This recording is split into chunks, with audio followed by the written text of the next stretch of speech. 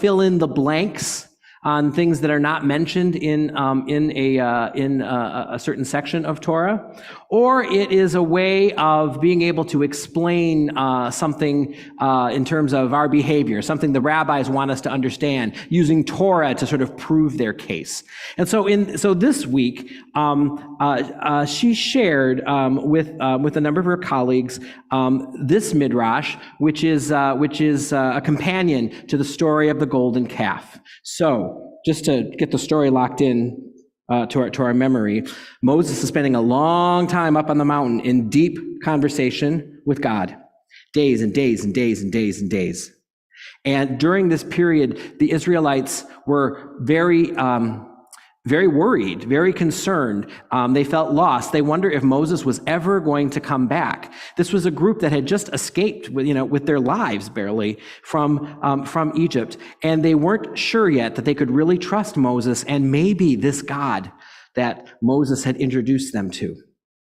And so they become very, very, very concerned, perhaps a little unruly. And Aaron, Moses' brother, who becomes the first priest, Aaron, basically trying to manage this huge crowd of people, suggests, yes, that they make a golden calf, an idol. And when Moses returns from the mountain, Moses sees the Israelites. It must have been quite a sight because there's like hundreds of thousands of them, right? Dancing around this very idol-like object. Moses throws the tablets down with the Ten Commandments on them, and they shatter. And then Moses and God have to have a talk about the Israelites. So that's the story. So this midrash is told from different perspectives, which I'll tell you as we go. First, the Israelites. The whispers have been flying for days. They buzz and bite like the flies that tormented the Egyptians. Moses has been gone far too long. Some say that he's dead. Some say that he abandoned us and ran back to Egypt. Some say that God killed him. Some say that he fell on his way back to us and is wasting away because no one is allowed to set foot on the mountain. After the whispers have flown, the wailing begins. The mountain is surrounded by thunder, and it is difficult to hear the sound of a single man crying in the night. But then the wailing grows and grows and grows until it is inescapable, until it is everywhere, until it is so loud that it is impossible to hear your partner speak to you, until it is impossible to hear yourself think. Silence is only a memory, something that used to exist. Our world shrinks until it is only the small patch of desert where we wait and wait and wait. This new world was created in different stages than Adam's and Eve's. First, we had worry, then we had fear, and now we have terror. We don't sleep. We can't eat. We watch. We wait. We whisper. We worry. And we wail.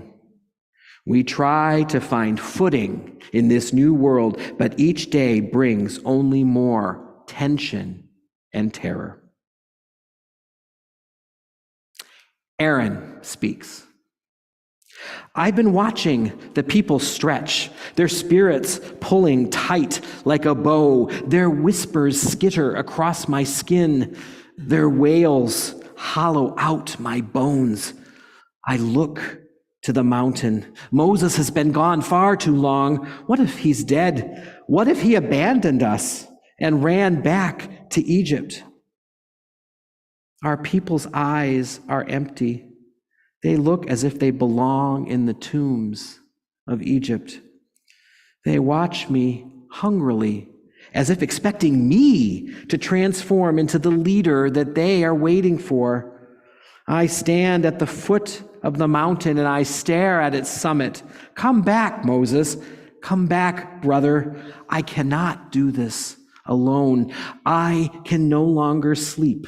My eyes grow crusty and dry because every hour is spent standing and watching and hoping for a glimpse of my brother's form amidst the chaos of the clouds. During my vigil, I am startled by an unexpected sound. What is that? Is that a voice inside my head? Is it God's voice? Is it Moses? It tells me that the people cannot continue in this state. It tells me to do something, to do anything to break the debilitating tension in the camp. But what? What tools do I have access to? Suddenly the clouds around the mountain flash, and the light bounces off my simple golden ring. I hear you, I think. I understand. Even though my body sways and trembles with exhaustion, I manage to walk to the people. They stand with their faces carved out by desperation, grief, and fear. It's all right, I tell them. I know what to do. Moses.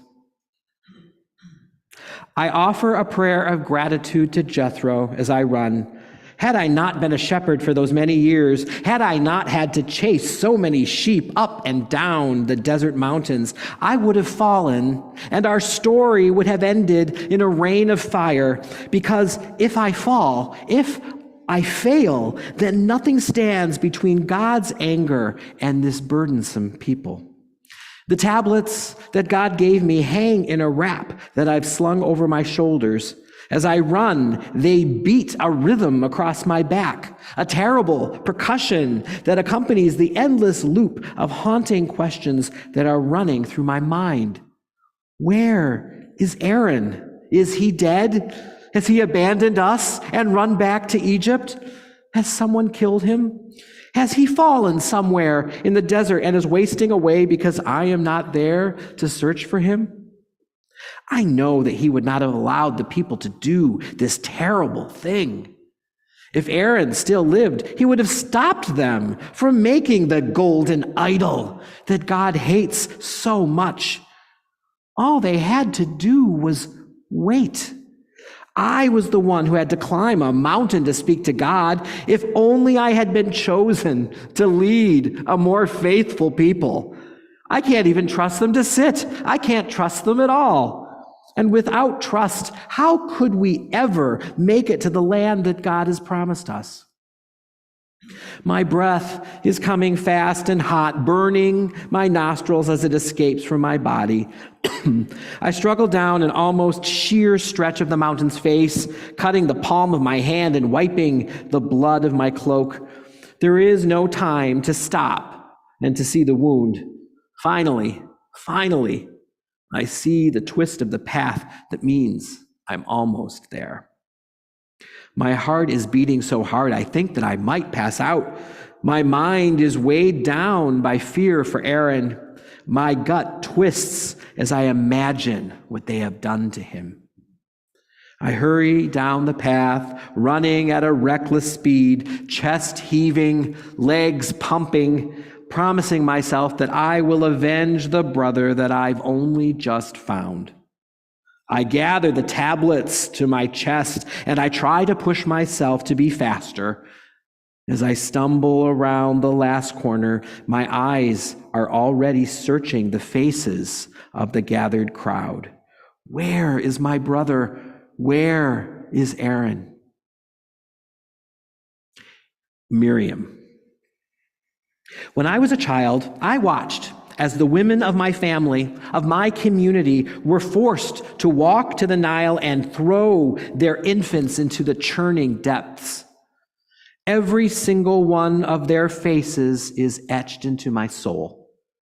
I will always remember the way they looked as they clutched their children to their chests. I will always remember how their shoulders drooped with the grief that was waiting to explode out of them. I will always remember how their eyes darted around with the desperate hope that somehow something would happen and that their baby would be spared.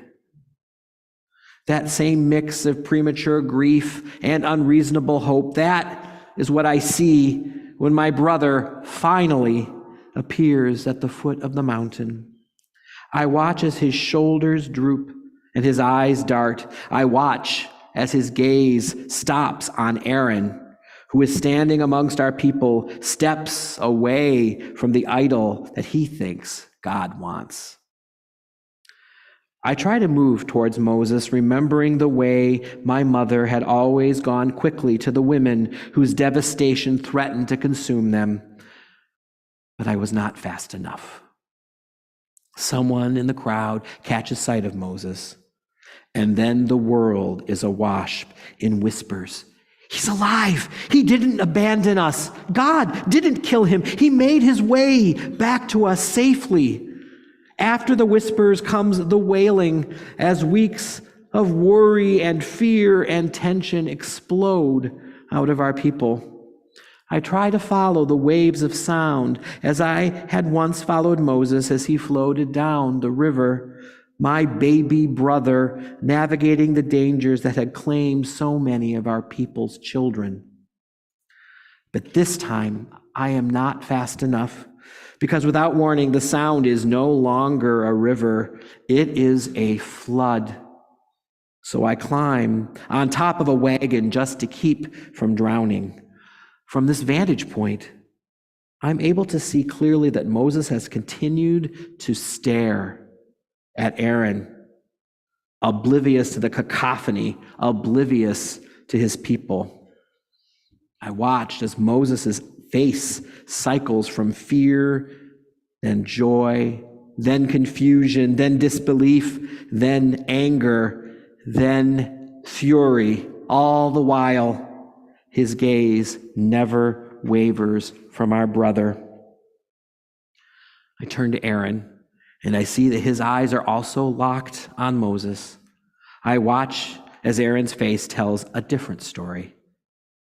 First, I see joy, then pride, and then confusion, then fear, and then shame. I watch as his eyes break away from the terrible power that seems to gather around Moses. I watch as he is transformed into the women standing by the river, crumpling as any hope of God's presence flees from them, and then only devastation remains. I realize then that the sound has changed, and I look around frantically, trying to figure out what is different. Is this silence? It has been so long that I can't quite be sure.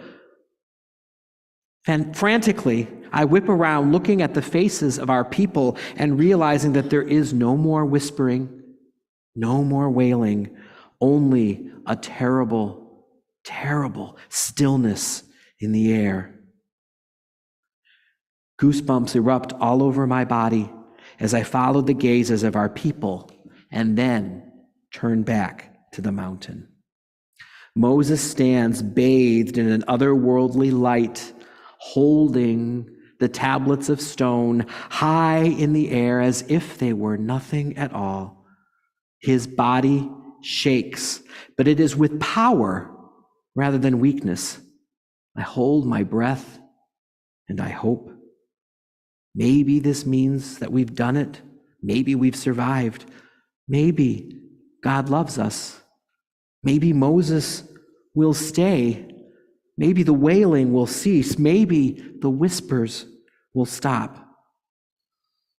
I watch as the air around Moses seems to burn, as his eyes sweep over the people, as his arms stretch, lifting the tablets even higher.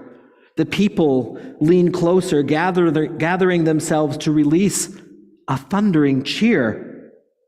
And then Moses' eyes lock on Aaron, and staring at our brother, he lets loose a giant roar and throws God's tablets onto the ground.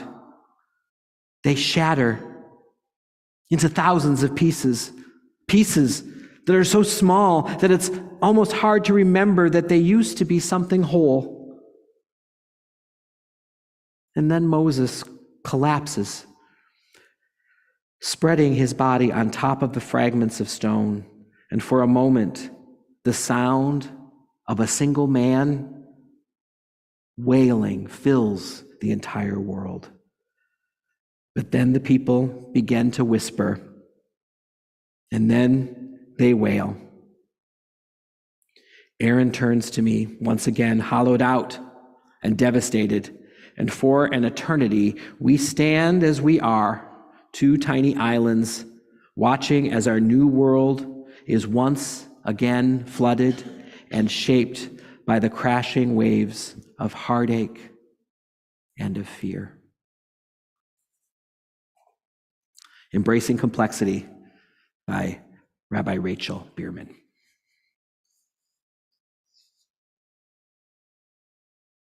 Need a minute to breathe. I'd now like to invite Ronnie Greenberg to the Bema to give us an update on things that are happening in our community.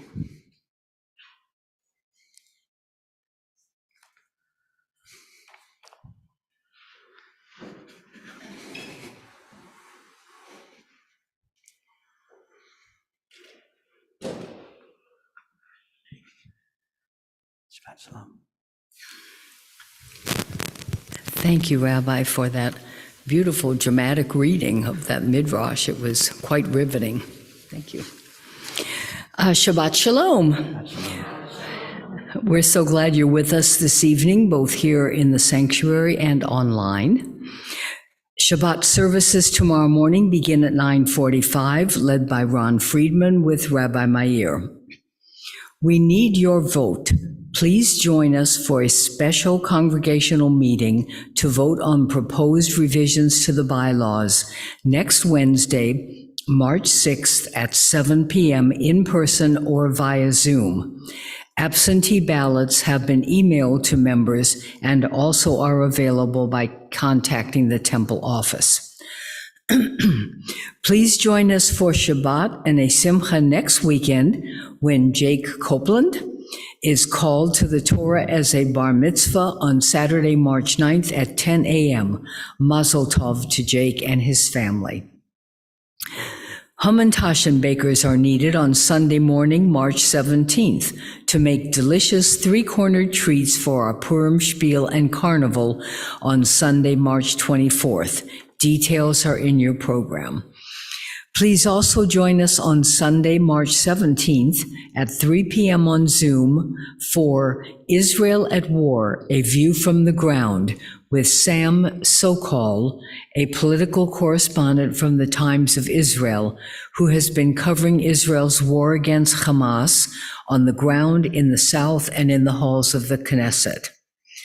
Thank you this evening to Rabbi Meir for the beautiful service, to Josh for running the live streaming, to Dawn Hammond for ushering, to Officer Zach for keeping us safe, and the Temple Challah team for the challah that we will taste this evening. Please join us for Kiddush and Motzi after the service in the lobby. Shabbat Shalom. Shabbat Shalom. Thank you, Ronnie. You're welcome. I want to come back to thanking Josh for running the live streaming. So Josh is sitting in a little room behind the Bema. I'm not sure what it used to be. I think the room has had different uses over the years, but now it is streaming central. And Josh has been with us for a number of Friday evenings, doing the engineering work to get the sound and the video out to the live stream, as well as managing the cameras and the microphones in here. And this is Josh's last week with us. He is moving to North Dakota for a good reason, for a good thing. So because we send him away with congratulations, but I have a lot of gratitude for Josh. He dialed in some things that just make our technology run a little more smoothly, and I'm very grateful. So thanks, Josh. Let us turn now to page 586.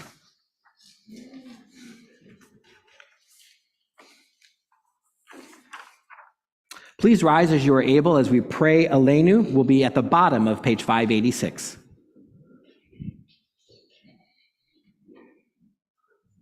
עלינו לשבח לאדון הכל, לתת גדולה ליוצר בראשית, שלא עשנו כגויי הארצות, ולא שמנו כמשפחות האדמה, שלא שם חלקנו כהם, וגורלנו ככל המונם, ואנחנו קוראים ומשתחווים ומודים לפני מלך מלכי המלכים הקדוש ברוך הוא. ונאמר והיה אדוני למלך על כל הארץ, ביום ההוא יהיה אדוני אחד, ושמו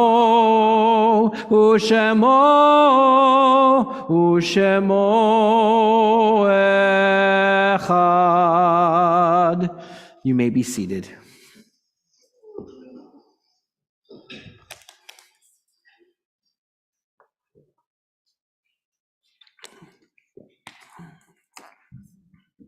Let us turn together to page 598.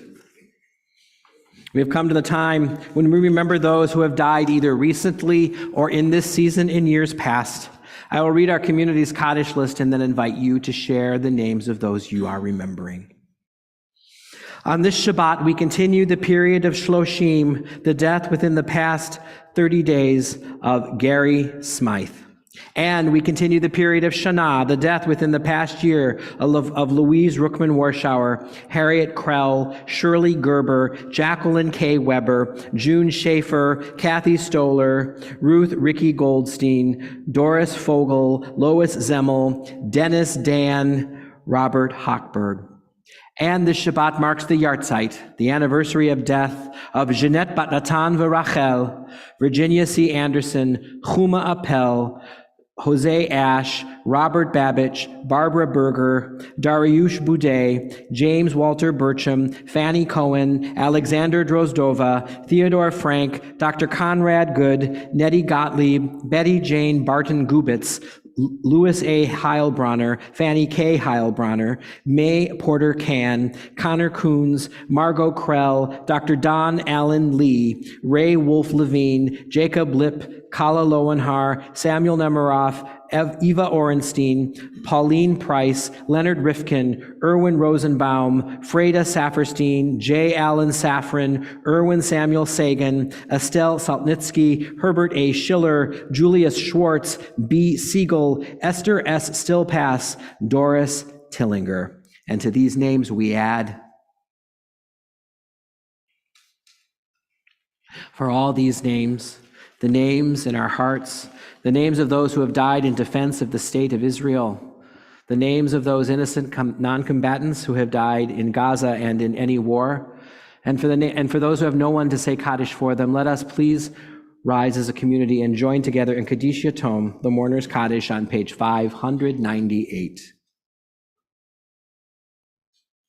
Yitgadal v'yitkadash shemei Rabbah, Be'alma divra cherutei ve'amlik malchutei, B'chayachon uvyomachon uvchaye dekol beit Yisrael, Bagala uvizman kari v'imru amen. Yehi shmei Rabbah mevarach le'olam ulmei almaya, Yitbarach v'ishtabach v'yitpa'ar v'yitnoram v'yitnaseh, V'yithadar v'yitalev v'yithalal shemei dekudisha barichu, le'elam min kol birchata v'yirshirata, tush bechata v'nechamata, damiran be'elma v'imru amen. Yehi shlama rabba min shemaya, v'chayim aleinu ve'al kol Yisrael v'imru amen. Oseh shalom bimromav, hu ya'aseh shalom, aleinu ve'al kol Yisrael v'imru amen. Zichronam livracha, may their memories be for a blessing. You may be seated. So right after we finish services, we'll gather for some kiddush and some motzi and some conversation, a chance to catch up after a week or longer since we've been together. And you can also ask Jake about his kippah, and you can look at the math on his head. It's really amazing. And together, let us pray the priestly blessing, Birkat Kohanim. Yivarecha Adonai v'yishmerecha. May God bless you and keep you. Ya'er Adonai panav alecha vechunecha. May God's face shine upon you and be gracious to you. Yisa Adonai panav alecha ve'yasem lecha shalom. May God turn toward you and grant you peace. Ken yihi ratzon. May this be God's will for us. Shabbat shalom, everyone.